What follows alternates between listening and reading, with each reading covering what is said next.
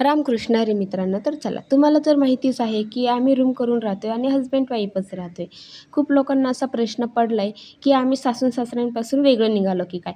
तर नाही, तुमचा गैरसमज आहे. आम्ही सासू-सासऱ्यांपासून वेगळं नाही निघालो. आम्ही अजूनही त्यांच्याकडे जातो, तिथे राहतो. वेगळं राहण्याचं कारण हेच आहे की आमच्या दोघांचेही जॉब आमच्या रूमपासून खूप जवळ आहे आणि आम्हाला भविष्यात काहीतरी करायचं आहे, म्हणून आम्ही रूम करून राहतो आहे. मी आणि माझ्या नवऱ्या मिळून आम्ही दोघांनीही खूप स्वप्न बघितलेले आहेत. आम्ही त्यांना आमच्यामध्ये घेऊन येणारच आहोत. आमच्यामध्ये नाही, आम्ही त्यांच्यामध्ये राहायला जाणार आहोत. ओके. तर मी माझं रुटीन शेअर करते. कामावरून आले, नंतरून मी घेतली ती भाजी करायला. भाजी केली, चपात्या केल्या, नंतरून केला ठेचा.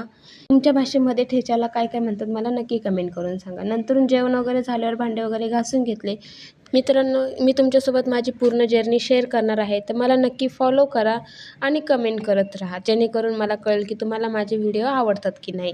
थँक्यू. Bye bye.